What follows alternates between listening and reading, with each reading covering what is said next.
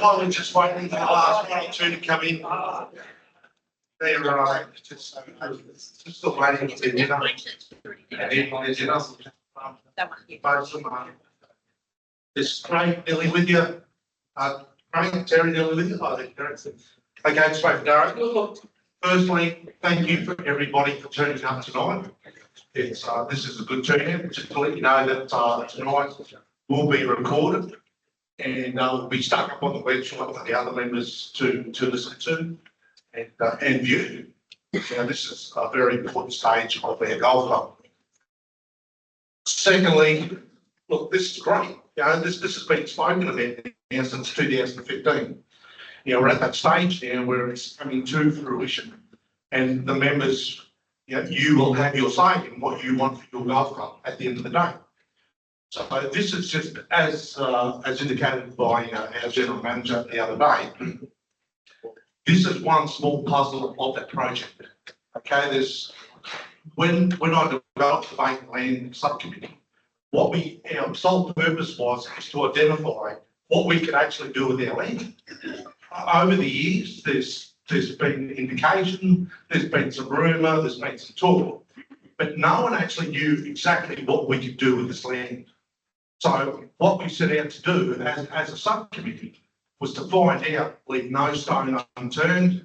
In that process, we found a lot of marks, faults, but we really wanted to know what we could do with this land.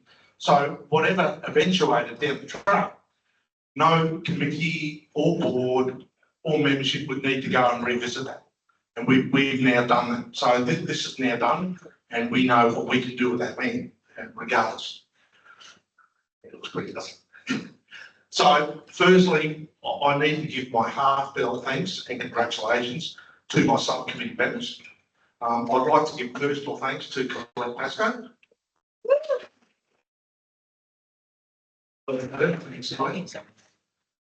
Les Hewell. Andy Bellman. A little bit of money, just getting everyone to work together. But that's the most important thing. It's the most important thing as a group. We were able there to review all the material, gather more information from council, start from scratch to see where we could go. And in the process, we actually found that there was actually a maintenance plan for the wetlands that no one actually knew about. So when Graham Masters on this course, he actually provided a detailed maintenance plan for the wetlands, and we now know that. So which has been a great benefit. So what brings us to here tonight? Well, what we did find out is that there was some information and innuendo about what couldn't be done with land. We've since found out that that land can be developed, and we can put a championship courses on it within 100-year flood. So that's what we've since found out if the design's right. So, you know, I'll take you back to when we initially did this Grade Masters on course. There was 140 plus iterations, flood level iterations done on that course, costing how many thousands and tens of thousands, hundreds of thousands of dollars. To get to where we got was 2. It cost of $7,000, I believe, or something around it. So, and that was due to the expertise on that committee, subcommittee, should I say.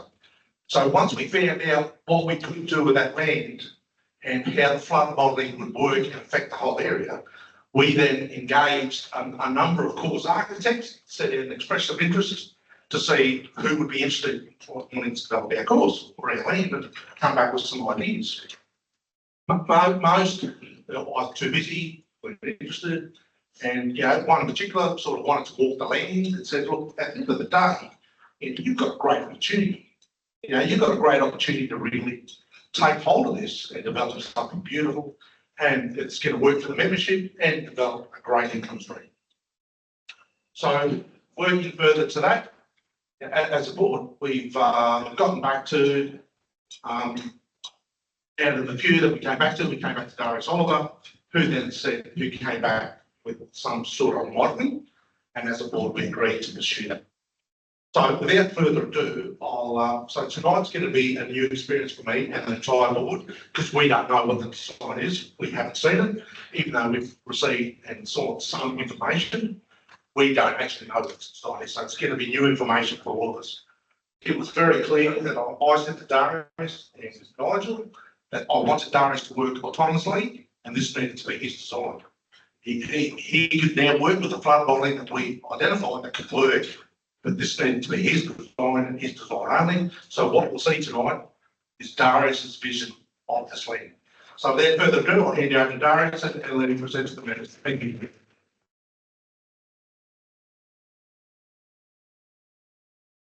Thanks, Jim. Thanks, Andy and board, Jim, Nigel. Thanks, everyone, for coming out and showing an interest. I'm going to go through a few things with regards to the plan, the two courses. Before I do, I just want to say that, this is a particularly interesting project for me. It's something I'm super passionate about. So before I got into golf course design, I published series of books, Planet Golf books. And I went to 2,000 golf courses around the world, and I went to every top 100 course in Australia, every top 100 course in America, in the UK, chased rankings like a lot of people do. And then I have been fortunate enough to start my design career on really spectacular sand sites, golf courses that are hopefully going to be remembered for years and years and be really highly regarded. And so this doesn't seem, you look out there and you see the site, it's very wet, it's very flat. It doesn't seem like the obvious site that would interest somebody like me or me specifically.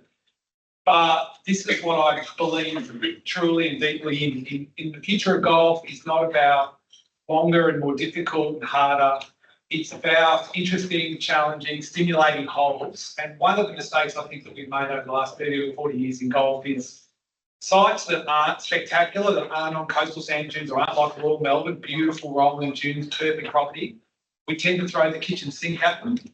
We make them as hard as we can. We give them 6 teams. We do all these things to make golf, to try and compete in golf courses that we're never going to compete with.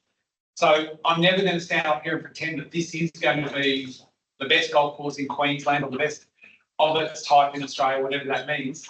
What I think this is, what I hope this is a great revenue model for the club in terms of the par 3 course. And then the executive course is really all about the entry and exit into golf. And I'll talk about that a little bit in a minute. The other reason why I'm very passionate is I've got nephew, niece, sister that live 5 minutes away. My parents just live in Pacific Paradise. So this is a great opportunity. It's something I think can work really well for the club. And so let me just talk through the plan to start with. Basically, what it involves is, so initially it was I was approached with a view that there would be a pitch and putt course and maybe a par 3 course. And to me, great par 3 courses can be pitch and putt as well. They can be all things to everybody. And so, with regards to the par 3 course and the executive course, the key difference is that one of them is a course, I think, primarily for your membership and hopefully the new golfers as well and new members. And the other one can be a like mini golf, it can be for everybody, members, non-members, events. And you'll see when I go through the plans, it's very different, 2 very different facilities. So hopefully this works. Yes. Okay, just, as I said, a little bit about my film. That's a course we're doing at the moment on Kangaroo Island in South Australia. It's right on cliffs. My first one in Tasmania on King Island is similarly spectacular. So I'm a one-man band. I don't have a big office with a whole bunch of other people working. I'm hands-on. It is just me. And that's what I'm working on at the moment before, hopefully before Maroochy River. I also did a course in New Zealand, a par 3 course called The Farm at the Hills near Queenstown. And I just want to show a couple of photos of that, not because your site has any similarities with Queenstown, although in Queenstown it is distant views, and here you've got Mount Coolum and you've got some nice outlooks. There are some interesting water features on this course, including this, what we call a water race. It's man-made. It's been there for nearly 100 years, but it's man-made. And some of the holes on the plan that you're about to see have similar interactions with water in that the golf gets right up to them. This is another hole on that same par 3 course. So I'm also doing a par 3 course. Well, it was a par 3 course. Now it's going to have a few par 4s on the Mornington Peninsula at St Andrews Beach, and potentially one other par 3 course. I think par 3 courses and short courses are as important to our game as big courses like we've got already. So let's start with the par 3, and everything I've just said about accessibility and playability, and I'm going to talk about golf being for everybody. The first thing that you might notice on that plan that applies to the face of that is the island green. But there's a reason for it. So this side is very flood prone.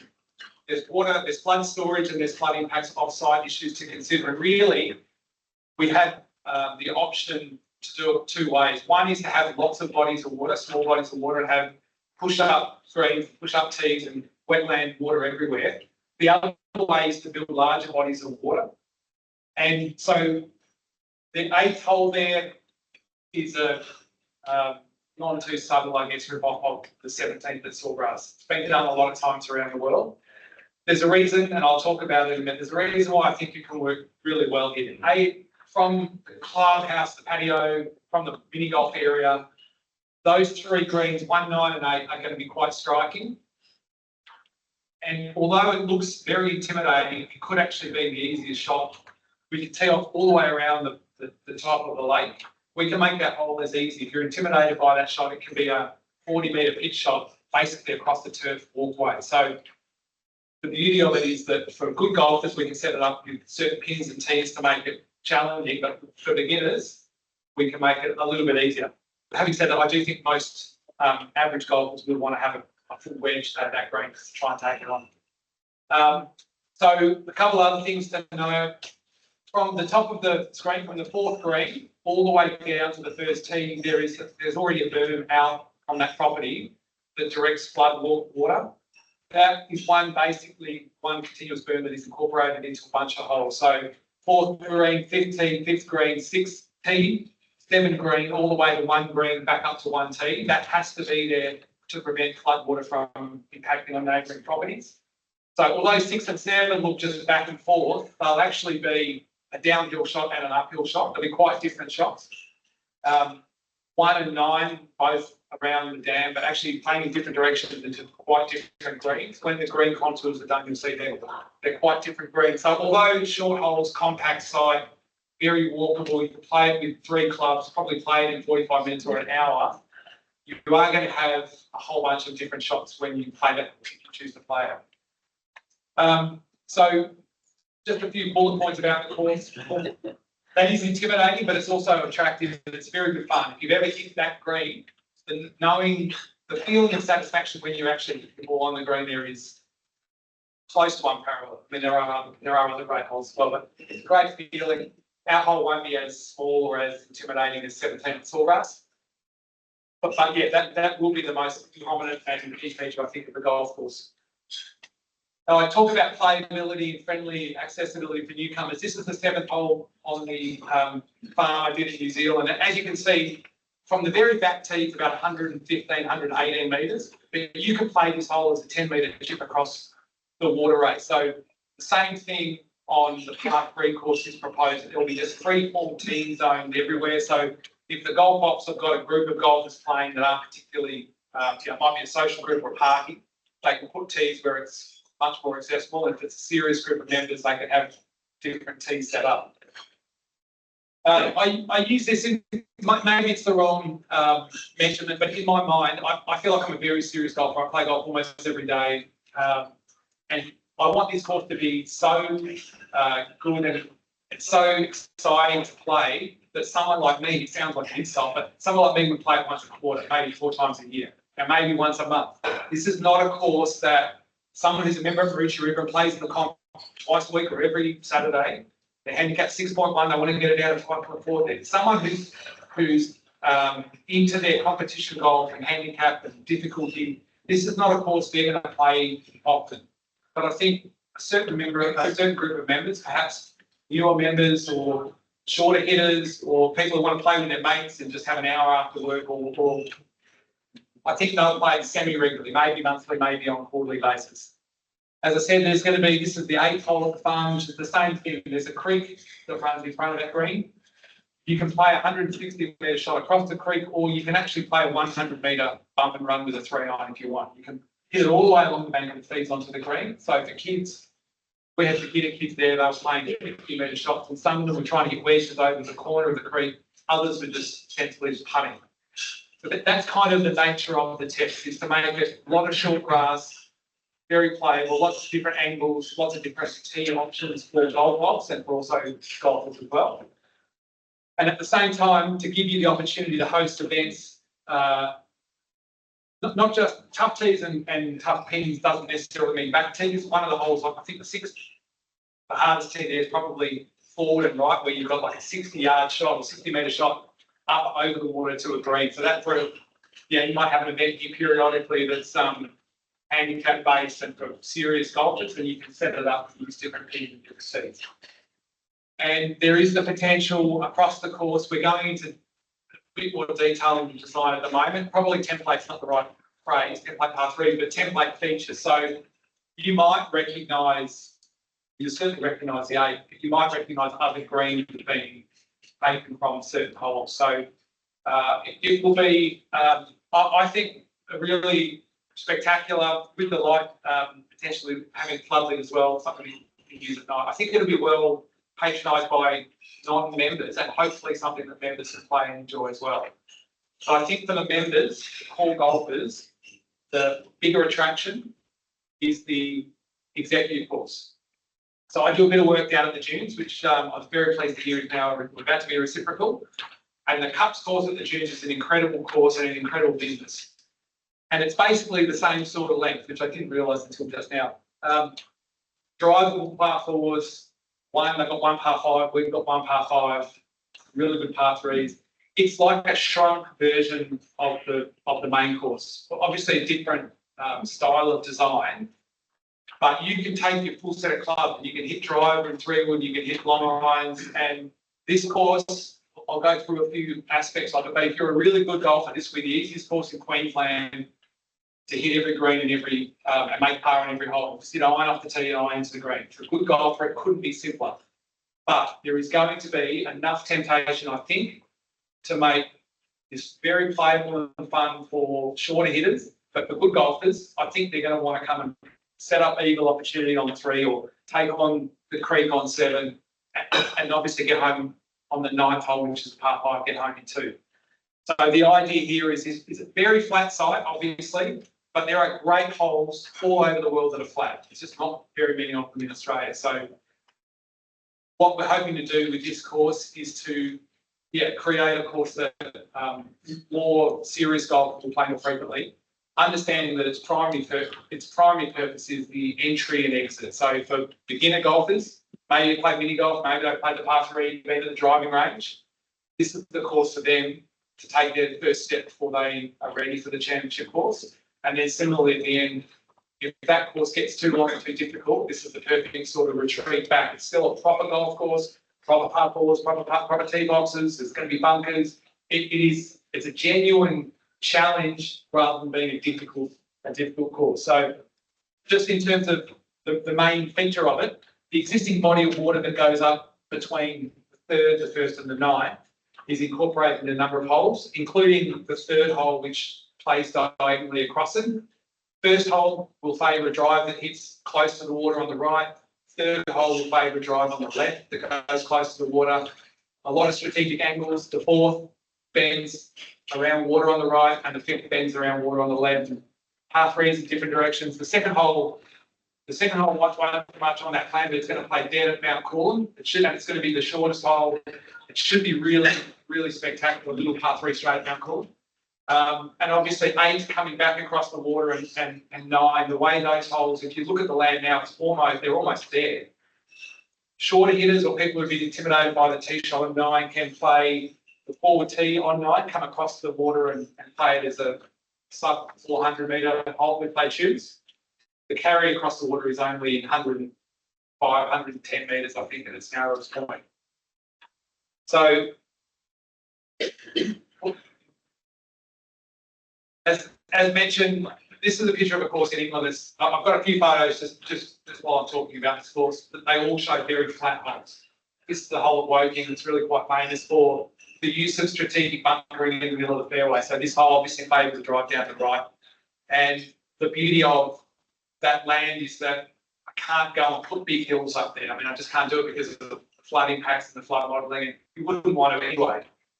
but it's almost the opposite of the big course. We're not going to have a lot of bunkers. We're not going to have mounds that kick balls off into the water. There'll be steeper banks from the water. So if you just take on the edge of the water and you're successful, then you'll be perfect. You won't then feed into trouble. It'll be flat, but it'll be strategically arranged so that it rewards people who hit certain shots in certain areas.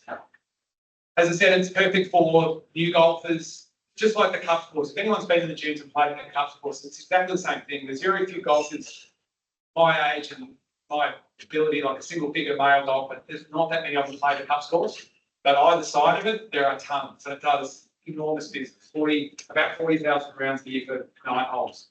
And that's in Melbourne. You all think Melbourne where it's bad, but we don't have as much washout as you have up here.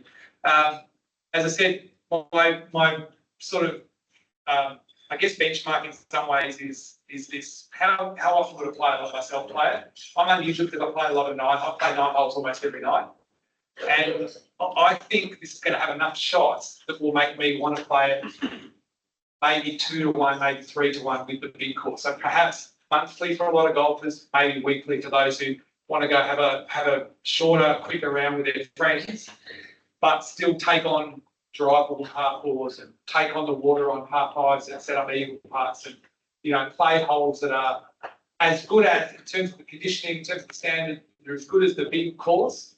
They're just more compact, slightly shorter. It's like playing the 15th or the 6th on your course, but with less bunkers. If there are a bunch of holes like that, beautiful par threes, that's kind of the model. So hopefully something that, I hope Green Tea players will play it as well, but if I found out this was popular and it was 95% member play, that would make me ecstatic, because I think there's a membership. I think every golf club has members who would benefit from playing this sort of golf more frequently. And I think the beauty of Maroochy River is to have the mini golf, the driving range, the par 3, potentially this, and the big courses. You've got every base covered, which is very unusual, certainly for this part of the world. The other thing is, as with the par 3 course, the executive course at the juniors have competitions on it. I don't see why you wouldn't have 9-hole or 18-hole competitions every Tuesday or Thursday or Saturday, whatever it is. And maybe from time to time you would have special member events where golfers who attached to the championship course might come over and play, set it up with black tees or whatever you want to call it. As with the par 3 course, we can make it really tough, not really, really tough like that course is, but we can make it much harder to birdie holes for certain events if you wanted to do that, which I know a lot of clubs do. As with the other course, there are some template opportunities. I'm not a big template proponent. It's where you take holes that have worked on other courses and basically just copy and paste them. That's a big thing in America in particular. I think the reason why I'm not a fan of it is there's so many more great holes in the world of golf than the 21 that those people choose. They're missing a lot of opportunities. So instead, we'll get the modelling right, we'll get the levels right, and then we'll have an opportunity to turn this hole at this length, with this elevation change that has it here, into something that resembles a hole somewhere around the world that works, a great hole that works somewhere. And one of the examples that I like to use is the 18th on the old course. That's an end. Some people don't love that hole. I love that hole. And that hole is extremely flat and it's extremely simple. So the first hole on the executive course is routed along what already exists as your main lake, coming down towards David Low Lake. That, in the case of St Andrews, is just a road. It's an out of bounds road. You've got a pond, but there's no reason that you can't build a green as interesting as that one. It doesn't need bunkers. It doesn't really need anything other than valley of sin at the front and a really steep back right to front left lean on it. So that if you're playing the course and your friend drives it along the water on the right, you try to hit it safely on the middle, he's got a much easier, or she's got a much easier shot than you. So that's my mindset. I mean, it's with everything, maybe not sand dune sites like Kangaroo Island, but for this property, there is a great hole somewhere in the world that is this length on this sort of piece of land, and that's what we'll aim to do. And the 6th, if you look at the plan, the 6th is the par 3 place to a green diagonally angled across a wetland like that. I'm not pretending for 1 minute it's necessarily going to be like that. Just in case people were convinced, I thought maybe we'll just try to adjust the photo in there and say that could be yours. But it's a great, that is actually a template hole too. That was based on a hole that Harry Colt did in England before Mackenzie came to Augusta. And it's something that a lot of clubs copy. A lot of golf courses have an angle green like that where the pin's on the right, the carry over the water is longer than if the pin's on the left. So we'll do something like that on the 6th hole. And the 8th hole kind of plays across the corner of the lake. And that's just an example of a fairly flat hole. There are a couple of bunkers, but there isn't much dressing up of that. It's the water, it's the wetland area, and it's the shot that you've got to hit. If you hit it out to the right, you have less of a carry. If you take on the pin, you have more of a carry. So that's just to give you a sense of, the flavour of those courses and the mindset. We've got a plan on paper that is very preliminary. The levels, we wanted to get the greens out of the 1 in 100 year flood level. So like the big course, the greens have been tested and modelled at that level, at that height, and they can work. So the next step is to start adding shape, adding contour, adding interest, designing hollows, designing angles and back to front slopes and bunkers and all that sort of stuff that will then go through the model process again to come up with hopefully a more detailed version of what you're looking at. But as a first draft, that's just another flat golf course. As a first draft, this is kind of what's in mind. And we'll continue to develop it over the next period of time. I guess the members will vote on it later in the year. But very happy to answer any questions that anyone has on the project or the concept or individually. Given flat greens, why wouldn't raised greens be better at flood zone? Oh, sorry, no, they're flat as in there's no shape on them, but they're lifted. They're the same elevation as the big course. Okay. So yeah. Now comes to add the shape, just like the big course has got the sprays and things like that. Yes. I would like to know, will there be car paths for people to use on the executive course? I realise it won't be on the par 3, but on the executive course, will there be people be able to take their carts? They will. So yeah, one of the differentiations between the course is that members can use carts on the executive course, and on the par 3 course in certain areas. And Stuart used the phrase sort of I don't like it, but sacrificial land, that in extreme wet, like you've had this year a lot, there will be areas of the par 3 course that are very wet. So the greens and the tees are just like the big course. The tees are all at 2.2 metres like the big course. The greens are all going to be elevated above the 1 in 100. But the grass areas between tee zones and greens will be wet when it gets wet here. They'll be like the left-hand side of your 9th fairway. The left-hand side of your 9th fairway is about 1.5 metres elevation. That's what a lot of the areas on the par 3 course in the middle are. The bigger course, the idea is for it to have drier fairways. Now, where we're at with the flood model is we've got the fairways at a certain level, which works, and we're going to try and lift the par 4s and 5s so that you can drive on them more frequently than you can. But yeah, definitely car paths on the executive course.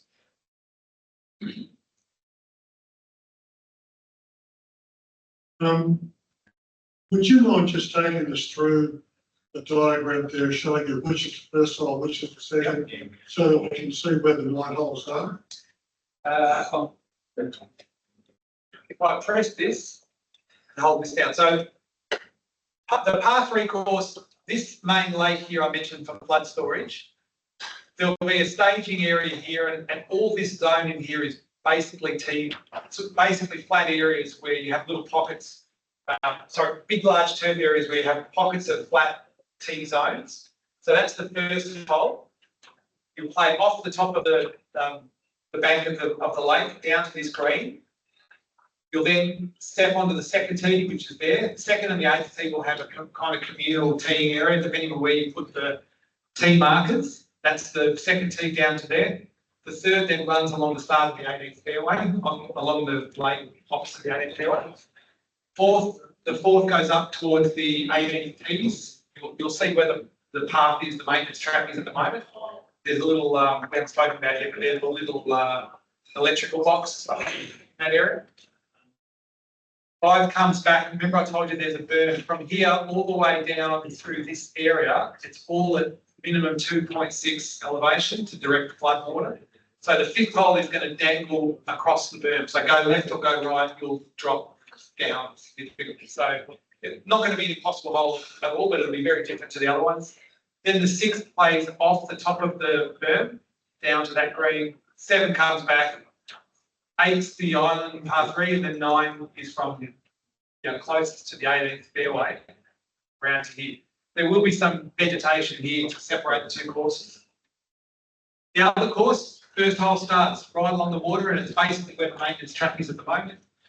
It goes up towards the big pile that you've got of sand and junk and rubbish. Second hole then plays towards Mount Coolum, so towards the, there's a soccer goal there for some reason, soccer net, but yeah, it plays towards the water. The third hole plays across this way, or if you don't want to hit it, play off the back tee, you tee off there and play straight up along the water.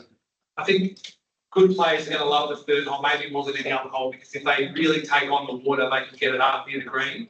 And if they don't, it will be quite a tricky, not difficult, but quite a tricky third shot. Second shot. Fourth hole comes back towards that property there. There's a new flood storage lake on the right. The sixth comes down towards David Low Way. This large lake here was part of the marsh course, marsh plans. To about there, we've just extended it up. Sixth hole plays across what will be a low wetland area, like a lot of the wetland areas that you've got on the big course already. Right hand side of 18, for example, these areas in here. 7 is a very much drivable, shortest par 4 on the course, very much drivable. You can hit a 5-iron pitching wedge if you wanted to, or you can take out a longer club and try and carry this little small creek. Then the 8th hole plays from, there's a sandy pile at the moment on the other side of the lake, plays back towards that rubbish dump there. And then the 9th comes back towards the car park. The car park extension, there is going to be a car park extension. This green won't exactly be there, but fairly similar to that. So lots of birdie opportunities. I'm hoping that every time you make a mistake or you have a bogey or a double bogey, you blame yourself, not me. It's not going to be that hard to make par. You'll hit it in the water when you bite off too much, and you'll kick yourself because it's a very easy hole. You guys buy the golf ball? I did say in my proposal that I've been all over the world, and one of the things I remember the most about this courses like in Thailand, Amata Springs has an island green that is literally an island. You have to take a boat to it. There's one in Mexico where you hit off the mainland to an island on the beach. There's a lot of other island greens. There's one in Austria, I remember. But there's one in China I particularly remember because they have this big basket, and I've also seen it in America. And it has a big basket of balls, and the members just come along and they just choose something. They told me that for whatever it was, this Australian manager of the club, and he just told me that mentally the members prefer to just pick a ball up out of the basket and hit it. They hit their own ball, they get nervous and they shouldn't hit it. So, a recycled ball system, or, there's a big, this walkway across to the 8th green is going to be much more generous than Silvergrass. So if you hit it in the water, just walk over there and just chip it onto the green. It'll be a pretty straightforward shot. But hopefully it won't be too intimidating. One at the back first. Yes, if this is successful, I don't see where we can expand this bar area to cater for the extra people that might be coming. That sounds like a general question. Yes. We'll get to that afterwards. Frank, sorry. It's just an observation, but would you consider having the island green as a 9th hole, final hole, so everyone up in the bar area can watch and. Yeah, I mean, everyone in the bar area. If you lose your last ball on that hole. Yeah, everyone in the bar area will be able to see it. There's a few, logistically, there's a few reasons why. If you think about it, that was the last green, then there would be water where the 9th tees and 9th green are, and you would lose space. So, yeah, it could have easily been the first, which I agree wouldn't have worked.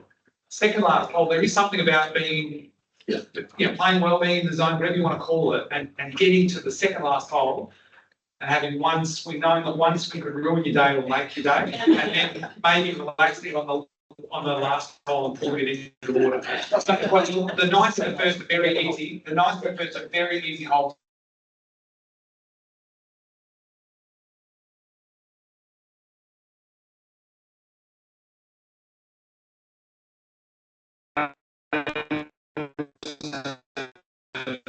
finish the birdies, it will take.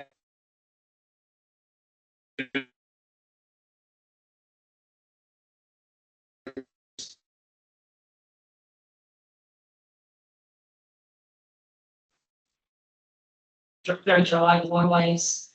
Do you, obviously that's a difference. You ensure that the difficulty, which is the getting periods of prolonged. Is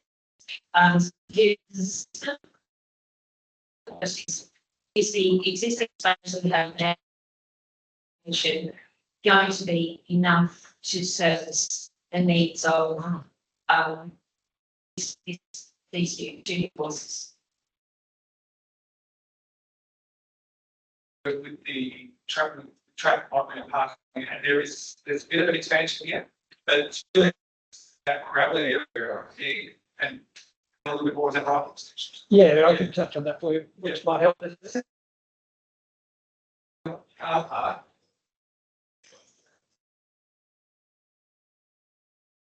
There's the overflow car park and a slight extension to the south and a little bit to the east.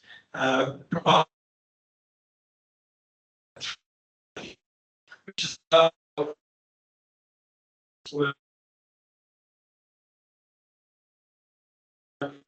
we felt through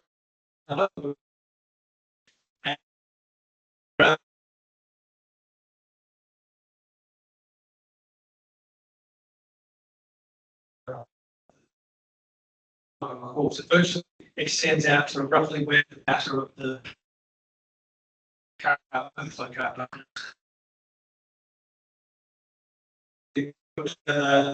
As part of the final package and feasibility that we're accomplished. Thank you. About the so this is intended to be like your the lake in front of the 18 along the Gaelic fairway. These are wetlands. These are the areas that get wet when you have a lot of rain, but otherwise they do dry up. And so this area is really important for your flood modelling, so that you're not impacting neighbouring property, you're capturing as much flood water as you currently do. The intention is for these to always be, well, not full. Like I understand last year you had a pretty dry year and they did drop. So yeah, this would drop, and it wouldn't look its best after a really dry year like last year. But if we build it well, build it with the, that's something we've got to talk about when the time comes. We build them properly, they can still dry. I mean, the timber bulkhead at Sawgrass and a lot of other island greens and around the lake there, they look fine when the water level drops. So, but yeah, if you miss that green on 8 any time of the year, you'll be wet. Hi, yeah, two-part question, I guess. One, we have the dirt on site to build these holes up. And then I guess the answer to that, we have the capacity to remove the dirt to make those lakes deep enough. Probably one of the engineers. Yeah, so at the moment, there's actually an excess of about 80,000 cubic metres based purely on the excavation that's needed to build the lakes. So that's not sustainable. We're not going to take 80,000 cubic metres off this property. That's what we're now using to build features in areas that hopefully won't impact flood levels off the site. So if we get to a point where the design approved and everything's got the tick for council from the flood engineers, things like this lake here might end up being 2 metres instead of 3 metres. All your lakes will be course of 3 metres. So there's a balance. We haven't quite worked out those calculations yet, but at the moment, based on the initial draft, there's about double the cut to fill, and by the end, it won't be exactly perfect, but we will find a way to get it balanced. And we have to, because you just can't take that much material off site, and you certainly can't bring it on site. So yeah, all our fill's coming from, apart from the greens, which will have that sand in the cap, all of the material that's coming from building those new lakes. Hi, Darius, just to clarify on those features you put in the draft rules. The underlying soil here is very fine sand. And the lake is actually, what is that? So most of the time, those places operate that way they are now. And those ponds are all out of place.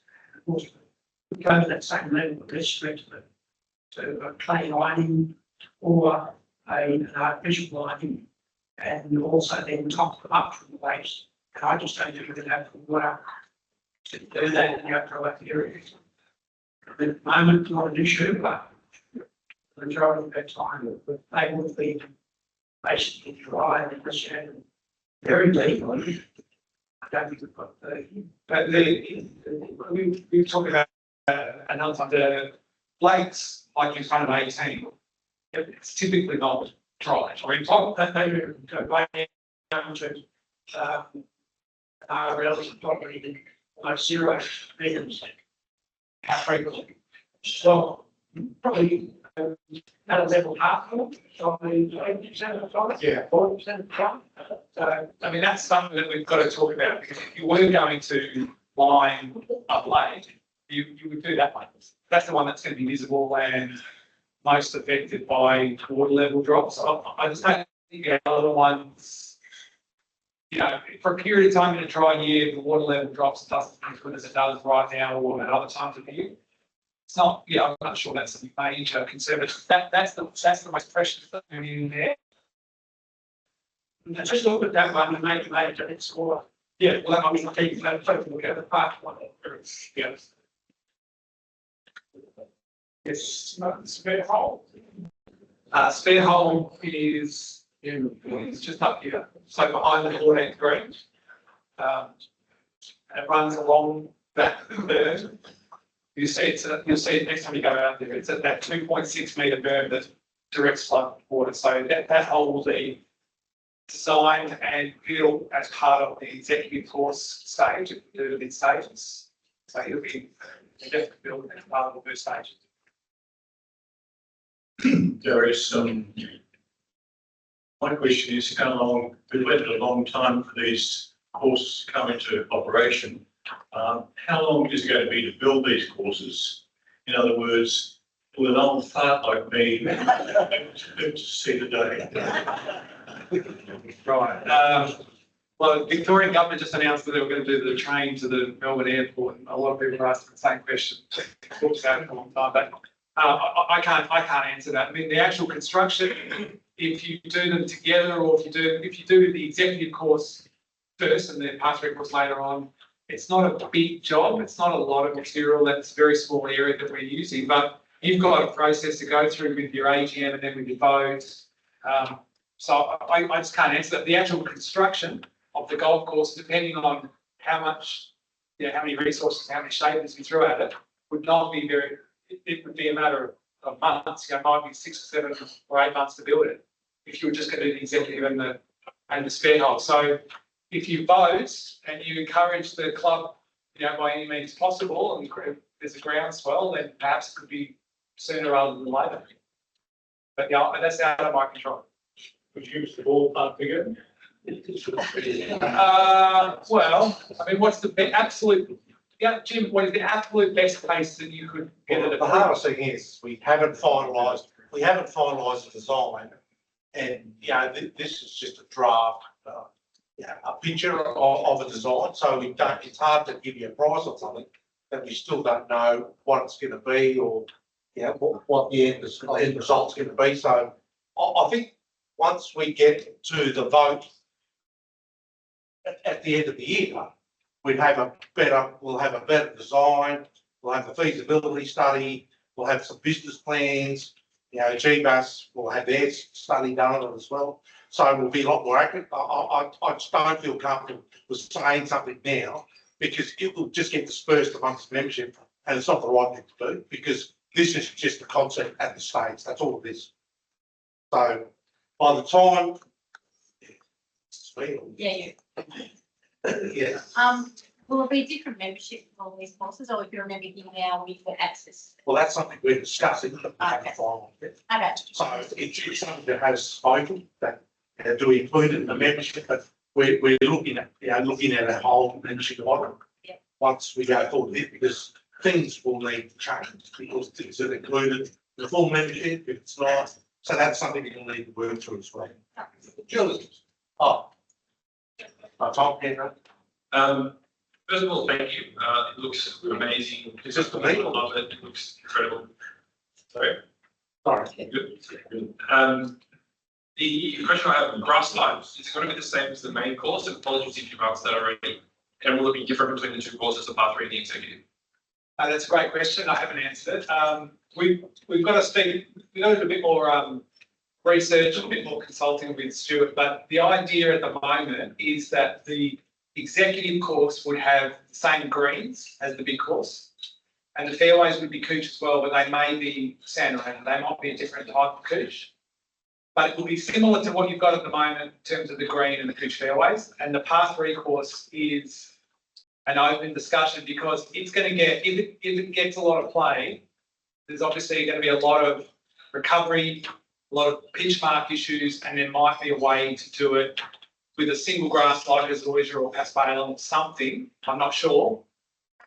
Stuart and Nigel are going to do a bit of research on that, but there might be an opportunity to differentiate the two. Not that that's the reason that you do it, but it might actually make sense for the par 3 course to be different. So at the moment, Stuart showed me some of the images here of the fronts of your par 3s after winter, where especially, where a lot of balls in the same area and they do have a hard time recovering. So maybe on the par 3 course, there is an argument that that's more important in terms of the consideration than the other course. So we're looking at it. Just to answer that question about timing, brief indication that if everything went really well with design, planning approval, time to grow out grasses and everything, I think the best looking at probably about 3 years to have a course operating ready to actually use. And if the players planning and design to get longer, approval the club, it could be 4 or 5 years. So 3 to 5 years. 5 years terrible. 3 years I think is fairly optimistic. That's probably true. What's the one of this?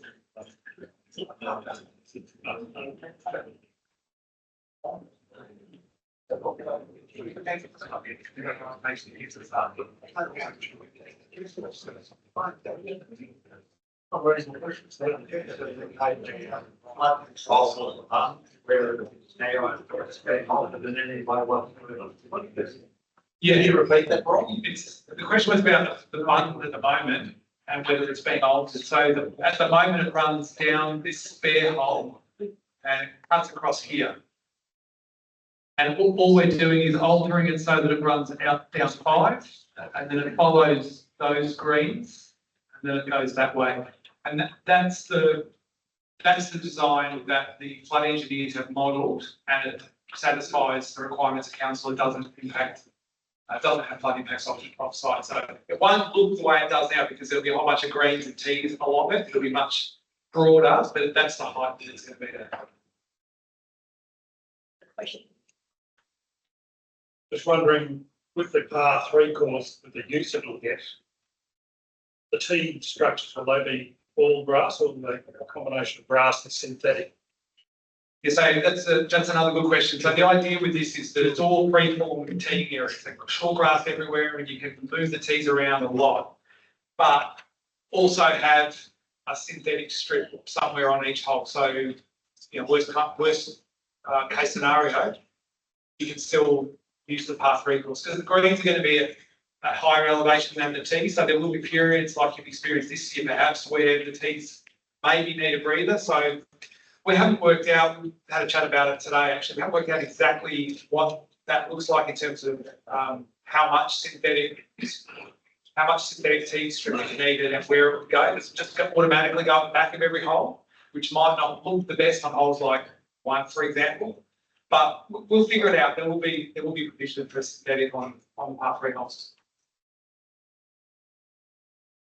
Sorry, my question is, why would you want to do the executive 9 before par 3? To build it? Yeah. Well, I mean, that's completely up to the club, but I haven't really got a preference, except that I think that the members of the club, or the members who vote on it, are going to get more out of the executive 9 than the part 3, apart from revenue. And I do think that there'll be more members that use the executive course. Or having said that, it may be that they're built at the same time, or the bulk earthworks are done at the same time, and shaping comes later. So Yeah, but the other one, so I was querying. Yeah. I'm thinking that the path through is middle. You think that would be the first place to do it. yes, they might all need to run bulk in at the same time and then finish later. Hi Darius, how are you?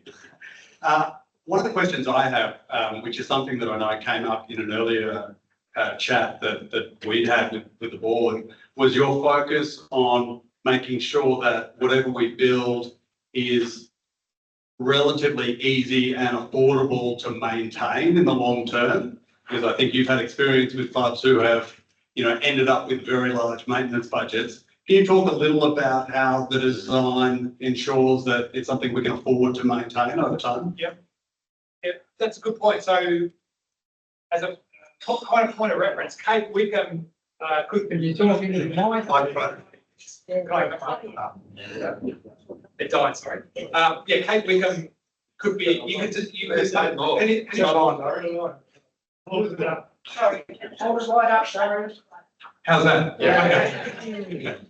Peninsula King, I remember Peninsula Kings, but their maintenance budget could maintain 15 Cape Wickham. So Cape Wickham's less than $400,000 a year. And there's a bunch of reasons for that, including all fair to minimal play. It's a whole bunch of reasons. But one of them is that we don't have 50,000 bunkers and acres of sand everywhere. And that's the biggest thing. Sand is way more expensive to maintain, 20-30% more expensive to maintain than grass. And also not always, the optimum hazard, especially if you've got courses where mature golfers are fine, because hopefully they've played a lot of experience and they've got the skills to handle it. But new golfers, short grass can be a more interesting challenge, a more interesting test for them. So on this entire golf course, I'm not sure the number. 84. No, big course. I mean, on these 19 holes here there might be 20 bunkers in total. I'm not sure. It might not even be that many. It just doesn't need them. And it will not have high input maintenance requirements like the big course. And the big course for a reason. I mean, 85,000 rounds a year, a lot of bunkers. It's maintained at a level that you're all proud of and that you demand. This will still be maintained, should still be maintained at the same standard, but it should be much easier for them. The Cups course at the Dunes, for example, they have 15 staff and 1.5 or 2 full-time equivalents on the Cups course and the rest on the big course. And one of the things I did during COVID at the Cups was fill in a lot of bunkers. We changed a few greens. We added 9 tees. Each hole now has 2 different angles, so you can play it twice, do things like that. But yeah, it's basically the bunker green is the main difference between a really expensive course to maintain and one that's sustainable. Just something to consider. We're 84 on the 18 now. Can you move 20?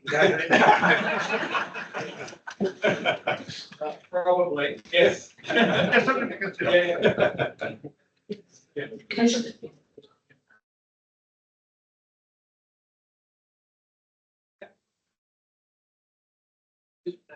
One more was. Will there be another approach to service the executive part for us? Yeah, that's for Jim and Nigel. I think you'll answer that in the member correspondence, I believe so. But there's one more in there. Would be any wiggle room in there for members only practice area, say 100 metres? Do you mean like as in like a short game practice area? Yeah. I haven't been asked for that, but spare hole, yeah, the spare hole, there you go, the spare hole could be used that way. Of course. Yeah. But yeah, one more. Oh, just, we have this Blue Heart program. With the Blue Heart program the council's announced, what's the effects that the course will have with that? Has there been consultation with councils around it? It's more to do with like rising sea levels and opening up the farms and the farmlands and stuff like that. Yeah, that's right. They have already opened up some of the funds down here on Hall Road, which we're actually speaking to council about. And they have agreed to actually reinstate them. But at this stage, they haven't completed that task as yet. But essentially, the course won't be impacted by the Blue Heart program for council. But we're still in discussions with them about that Blue Heart project, mainly because the salinity. Which is our concern. So that's the reason why we want those flood back on the road drainage section. And I guess like what's the effect in 75 years' time, which is their kind of implementation period. Yeah, so we're not talking about this section, they're talking the Blue Heart, we're in that zone, but we would be impacted by an area that they're trying to regenerate back into to swamp area. Yeah, just in regards to the golf shop and so forth, all of that's going to be addressed in regards to the architectural redesign of the facility. And so we need to look at those operations as to how do we operate the 9-hole par 3, the mini golf, and also the executive course. We also need to look at how we're going to organise the member-only section for the members within the clubhouse, because that was something that was very significant in the member survey that we've added in. So we're currently speaking with a group of architects to come up with some design fees for us and some concepts. And then once we've had the opportunity to speak to them, we'll go through that process, which will be similar to this process, where we'll select an architect and then we'll get some designs and go back to the members, and that will be stage 2 of the 3-stage project, which I'm not sure if you read my email on Tuesday, but essentially we're looking at 3 stages. Stage 1, where we need to do the car park, we need to extend the maintenance facility, and we'll do the executive course and the spare hole. By doing the spare hole, that allows us to actually do some maintenance work on the main course. If we want to redo the bunkers, for example, we can take the hole out of play and use the spare hole and still have our 18-hole competitions not be impacted. So we've got all those things in place. Stage 2 will be the architectural adjustments to this building, and stage 3 will be the par 3 course. So that's to assist us in financing the projects for a start, because essentially we'd probably have to finance it through the operating surpluses. And that's all financial information which we want to come to later on in the year. Hi, John. What stage is the putting a higher net fence along the 9th fairway? That's something that we're having a look at within the strategic plan, actually conducting a review as to the risk in relation to that right-hand side. So that's actually within the strategic plan.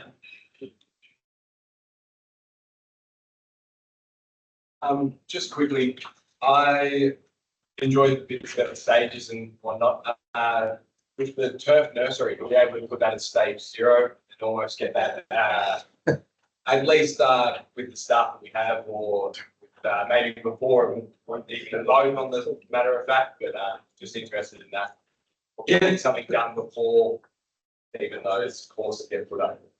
Yeah, certainly it's probably something we could do before and actually get that up and running. But yeah, the turf nursery would be a very welcome benefit to the actual maintenance operations.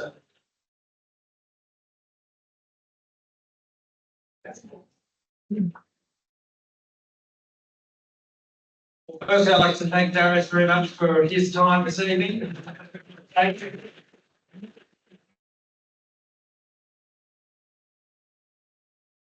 Fortunate to work with a number of architects, mainly Peter Thompson, and over the years I've opened up a number of different facilities, and it's great to work with an up-and-coming architect. What Darius has done in these last 5 years or so has been magnificent, and we're very fortunate to have been able to have him take a look at our property. I think maybe it might have something to do with his parents are down the road, but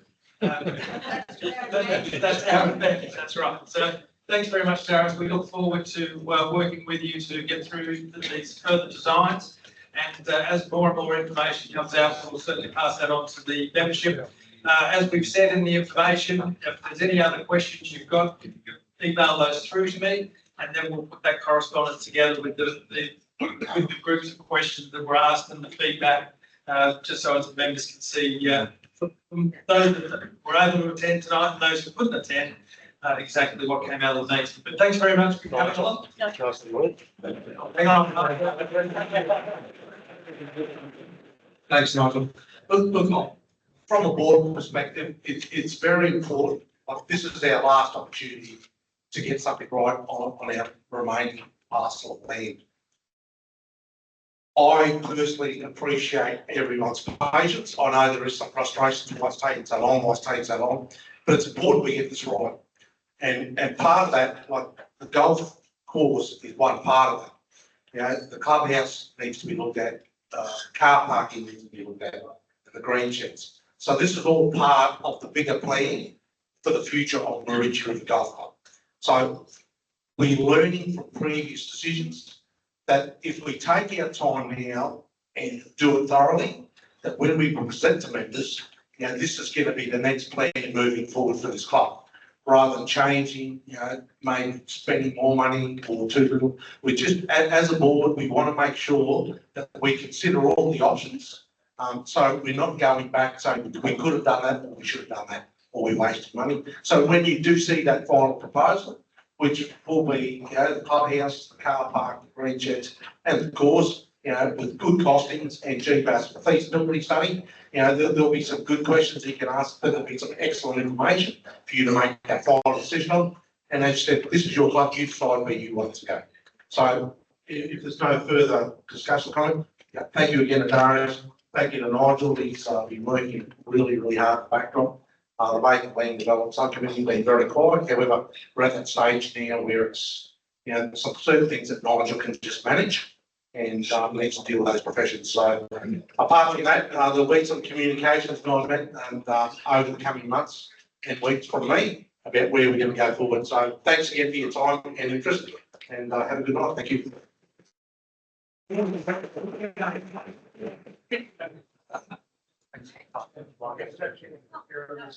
sure there's a fair bit.